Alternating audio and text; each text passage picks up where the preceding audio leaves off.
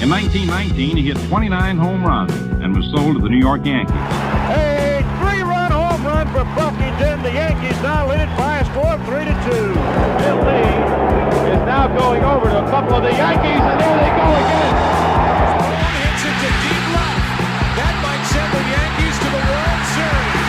Varitek and A-Rod going at it. Roberts is going. Posada's throw. Roberts safe. And what can I say? Just tip my hat and call the Yankees my daddies.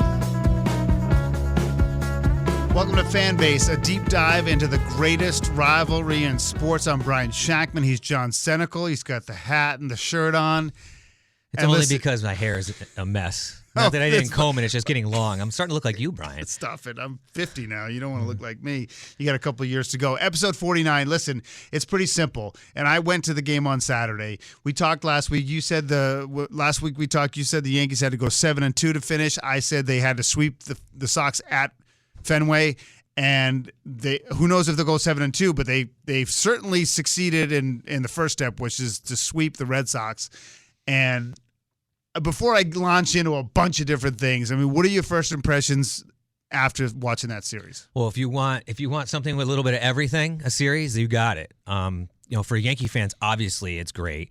For Red Sox fans, I mean, it's interesting because you see some of the players like Verdugo is still smiling kind of in the dugout because, like, you're not out of it, obviously. You're in it, but still a tough pill to swallow. But if you're a baseball fan and you wanted to watch some good baseball, not good baseball, but just interesting baseball, right? That was it. Well, the Sox could have won 2 out of 3. Absolutely. Easily. So what I'm going to say is, because you watched on TV, I was there Saturday. We had friends last week said, we can't make it. Do you want to go? And then my wife and I were like, because we literally had to, neglect one of our kids, get a ride home for the other, juggle, and take one of them with us and drop them at leave their them cousins. outside the park. Literally, that's what we did. So we had to juggle, but we decided, screw it, we're going to do it. Where were your seats? We were in our regular Normal season ticket seats down the left field line. But I want to ask you first, what did that game take Saturday, for example? What did it look like on TV?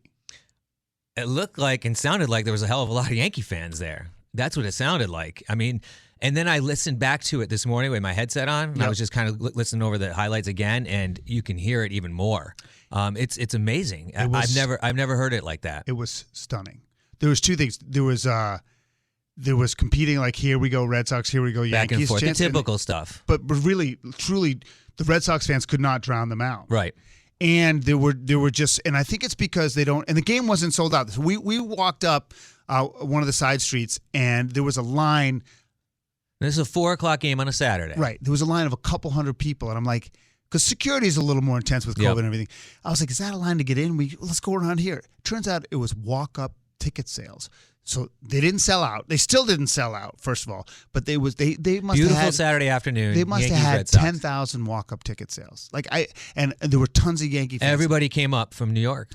Well, I will say that they showed up from New England. There England. were more opposing team fans than I had ever seen. And for a Yankees-Red Sox series, it was more than I had ever seen.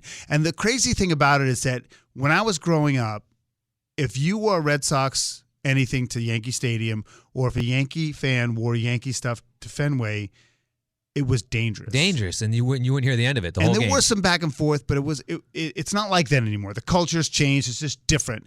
But it was.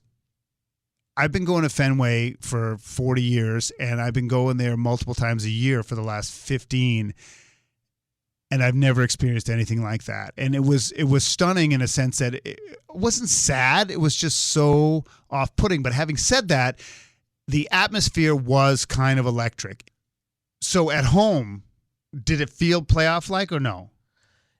Watching it on TV, yeah. Playoff like, yeah, absolutely. Because no matter what, and when anything happens, so if you have that mix of fans, right, you're always going to get cheering, right? Because the Red Sox fans are trying to drown out the Yankee fans, and there's probably more Yankee fans there the way you're talking. So you're going to get, no matter what, you're going to get a good cheer. Well, right? you got to cheer. When Stanton hit that grand slam, it was there was cheering. I mean, it was like, holy again, crap. Like what I'm saying, almost every play. Right. Like, No, I get you. it. Because if it was bad for the Red Sox, people cheer for the Yankees. I get it. So the atmosphere on TV was great, but going back to the grand slam, I mean, was insane. I mean, me and my boys are watching it on TV, and huge moment, obviously, to hit a grand slam. So I take full responsibility for the loss, and because I was getting into the minutia of the game in a way that I honestly don't always do.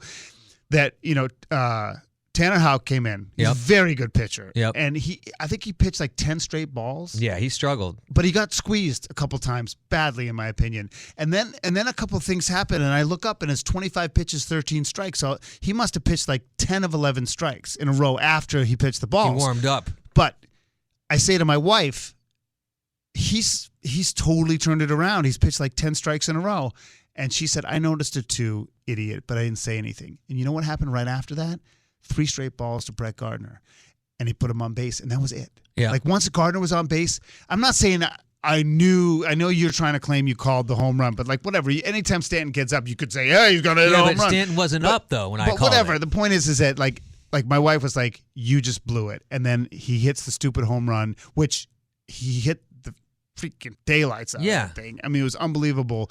It was so deflating. I mean, it was legitimately so deflating. And You'll suck the air out of the stadium. And I jinxed it. But up until that point, it really felt like, you know, the things were going well for the Sox. But I do want to point out one other thing, and as I'm randomly getting my thoughts out, it's the second time I've been to a game against the Yankees with Aaron Judge. I don't think it's only the second. He was in right field. We were in left. And even that far away, like he was as far away from me as any player. Yep. He's a giant. Yeah. So I went to the Yankee game, the makeup game of the one that got rained out from the Superstorm or whatever, and there was nobody there, right? There's nobody at that game because it was a 2:00 on a Monday. Right, I remember that. So I go down, and we had good seats anyway, so we were in the lower bowl, so you can get anywhere you wanted. Right. And I always wanted to sit in right field and sit on those front seats. So like in the first inning, I'm like, well, there's nobody out there. I'm like, by the third inning, if there's nobody out there at all in those seats, we're going. Yeah. And nobody's going to say anything. So like third inning, we look, and there's still a nice rip of like 8 seats in a row. And sure enough, I'm like, let's go. We went down there, sat the rest of the game. Awesome. That was the game. They came back. They had not coming back from 4 runs at all. And they came back and Judge hit the home run. But to go with your point, Brian, I'm sitting there, and every inning he's interacting with the fans and throwing a ball to someone. And a mountain of a man, just insane. He's like, huge. The bat looks like a toothpick. Yep. And all the guys, I don't even know who the guy was in left field. He's big too. I mean, Gardner's a shrimp. Gallo. Yeah, Gallo's a big dude too. Yep. And he looks way younger when he shaves, by the way. He looks way crazy, too, man. Gallo just looks like he's got a screw loose. Right, but like when he had the beard in Texas, he just looked older. And he didn't look... I think he's only like 27. I know, but he looked like grizzled. Like 37. You know? Yeah. So, I mean, it was... But I was just blown away by the sheer presence of that guy. And I could not believe it. The other thing about Judge, which is amazes me, is he does everything like so graceful. Now, like the home run he robbed in the series... It was like a shot, and it's like he got back there and made the play in that sun in his face like it was nothing. Right. It was like so nonchalant. And then sometimes when he throws the ball, it's like you're looking at him and you're like, can you throw it? Just get rid of it. But then he gets rid of it and it's there like a missile. And he does everything so graceful, but it looks so slow almost. Yeah, it's kind of I just was blown away and kind of struck by just the sheer mass of the man. Okay, so we put that behind us. I mean, clearly the focus is, and we all know the Yankees end with 3 with Toronto on the road. I wanted to talk more about Judge, though. Oh, you he had the pivotal play. Talk about we talk about 2 masses of a man, right? We'll talk about Cowboy Joe West behind the plate in Game 3. Oh, so you want to talk about the Sunday game Absolutely. With that at bat? Absolutely. Okay, I mean, because I broke it down multiple times. In my opinion, that's probably the biggest play of all 3 games right there. Okay, so do you want to take, because I can take it through almost pitch by pitch. All right, you take it. I mean, listen, in my opinion, the umpires in general weren't good. Well, they're far too involved in the results, They're right? loose. They're very loose. They're going back to the Greg Maddux days. They're very loose. And I said this last year during the pandemic, and my theory is the coaches couldn't come out and fight them, so they were just doing a power trip. But the problem now is with the K zone and all the streaks and the trackers and all that, there's no room for error, right? You're under the microscope. So when you're missing that bad in those pivotal situations, you just can't have it. And he just doesn't care. See, and you can tell no matter what. If he's behind the plate or in the field, he looks like he doesn't care. Well, Joe West, he's done after this year. But I personally, like the trackers and stuff, like when it's a clear miss, that's an issue. But like I like high strike calls. I mean, I think the strikes zone is too low in general. Like I think stuff is at the belly button and they're calling high strike. So I have a big problem. That's a different conversation. To me, it wasn't the ball strike issue. It was the Bobby Dahlbeck. You know, so Aaron Judge is up, down a run. Yep. 2 guys on base. Sloppy play in this game. Sloppy play. And Bobby Dahlbeck, I'd say 7 to 8 out of 10 Major League first baseman make that catch. Yeah, well, I mean, I know it was right by the edge. something had to have been going on with the wind. It was windy yesterday in New England, and it had to have been going on a little He bit. should at least because put his glove as far as it could possibly go. he thought the fence was closer. So I'll go back to the netting. I hate the damn netting. fine, I do too, Hate and I understand the liability and the risk, but I don't like it Get either. off your phones. But it's the reality of the world. So Bobby Dalbec doesn't catch that. That would have been an out. Then you have the strike 3 that they ruled a tip that they said. Now this I didn't see the highlight on this, but I was told that he actually did catch it, but the ball dropped when he was trying to get it to his throwing hand. Transfer. In real time, it looked like you could hear the tip, right? In real time, it looked like it was a foul tip, and he dropped it. Okay. But it also sounded like it was so fast that he could have swung and missed swung and missed it, and he dropped it. But in real time, watching it on TV, I did not think that he was doing it on the transfer. Okay, so it looked like a drop to you. It did look like a drop, but obviously not. I would think if you're that close to the action, you would probably know what's So going we're talking on. about Sunday's game when Judge was up again in the 8th inning Two with 2 strikes. on and 2 strikes. And what happened is that, and then after He potentially doubles. being out twice, he doubles, takes the lead, and then Stanton comes in and does another out of the park, literally like out of the stadium home run to give them the 6-3 lead and the game. And this is the 8th inning, so I mean, this is dagger time. Yeah. This isn't the 4th inning or the 5th inning. And so it was, but that's the point about the weekend that's just reinforced. It's not new to me, is that it's like the Benjamin Button thing. Do you ever watch, the Benjamin Button? So like when the girl broke her leg in that car thing, they go backwards about all the many things that could have changed to make her not there at that time. That's baseball. Yeah. Like, because any little thing can lead to Anytime a bunch you of different make outcomes. Anytime you make a mistake in baseball, it always comes back to hurt you. Crazy. It's 99. It's like Dove, 99.999% of the time. Nice. It does come back to bite you. It does.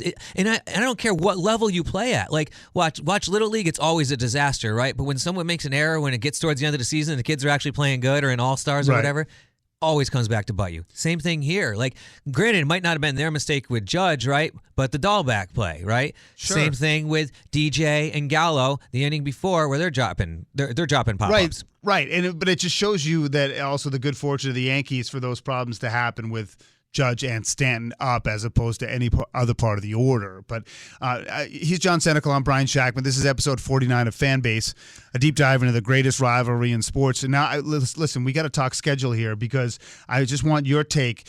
Yankees at Toronto, home against Tampa. It's 6 games for all the marbles. Basically, now you think they can go 4-2 and make the playoffs, correct?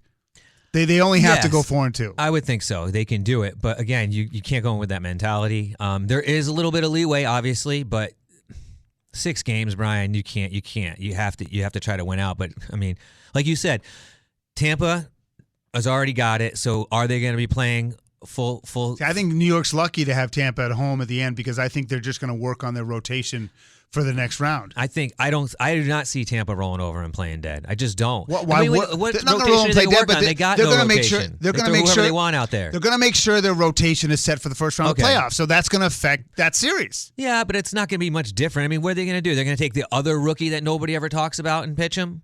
I'm just saying that their 3 best pitchers probably won't pitch in that series.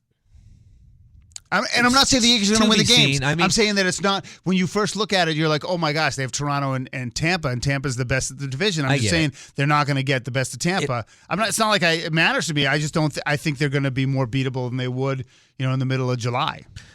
You could say that, but I think just going by the way Tampa and the Yankees, they don't like each other and the bad blood. I don't think so. I think they're going to go at them. Now, you could say the pitching thing, that's to be determined because every time you look at someone's rotation right now, nobody knows what's going on really. Right. But valid point, but I still think they play them as hard as they can play So them. then the Red Sox have all 6 on the road, all 6 of them. Now, Washington is at the bottom of the NL East, 20 games behind Atlanta.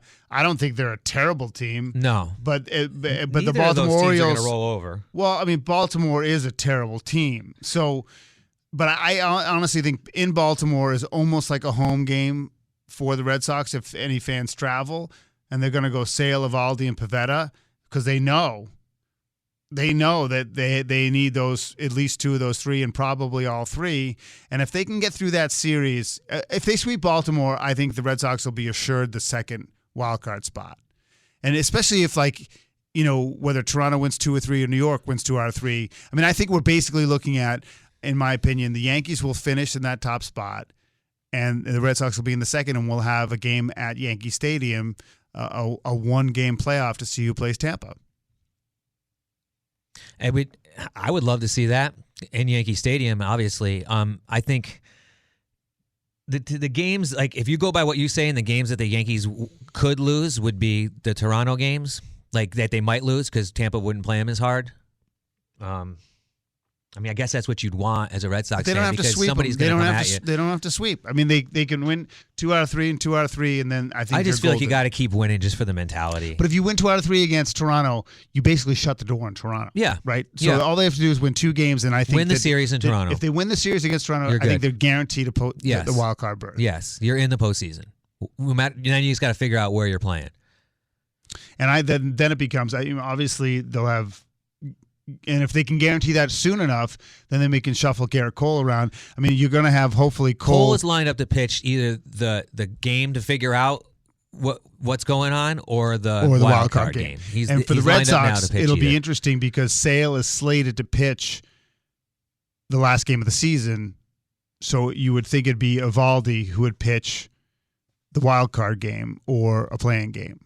So Sale's not going to be available for that wild card game to start. I mean, if things go the way they're going now, that's the picture. And the truth is, like, I think that's probably fine because I think Eovaldi's been a better pitcher. But I mean, again, for all the money and everything, it would be more fun to see Garrett Cole against Chris Sale. Let's just be honest. Yeah. Well, all right, let's go to the Nugget of the week. What do you got? Right, so we're talking. We're talking about the Blue Jays. We're talking about the Rays. We're talking about the Yankees. We're talking about the Red Sox. Right. So let's talk about the Rays. We're going to talk a little bit of attendance again because we had mentioned them before, how they can't outdraw the Hartford Yard Goats. Right. So the Rays are averaging 8,600 fans a game this year, and the Marlins are averaging 7,500. That's insane. All right. Now the Blue Jays are less because Blue Jays didn't even play at home. They played part in Dunedin and then part in Buffalo, so they're out of the equation. But they actually average less. Well, the Red Sox. I don't know what the numbers are. Do you have them in front? I know the Red Sox. I didn't look up the Red Sox or Yankees. Okay. They're up there. But so it got me thinking. So I got me thinking about the least attended Major League Baseball game and the most attended Major League Baseball game. Okay. All right. Let's start with the least, which is basically It's from September 28th, 1882. So coming up on, how many years is that? 140? Yeah. 139? Yeah, a long time, right? So this game was played between the Troy Trojans, Troy, New York, I'm guessing, which from the Capital District called Troylet. Yeah. Against the Worcester. Now, what do you think the name of that team was? The Worcester, Mass. What was their name? What, like Worcester was the city known for? Yeah, no. What was the name of the team? So if the Troy was the Trojans, who do you think Worcester was? The Woo Sox? No, the Worcester Worcesters. The Worcester Worcesters? The Worcester Worcesters. That's awful. All right, so that was played in Worcester, Massachusetts on September 28th, 1882. And these two teams had recently been informed they were being eliminated from the National League. And there is rumored that on this dark, cloudy, windy, cold day that there was 6 people in attendance at this game. 6 people? 6 people. That's the lowest attended Major League game ever recorded.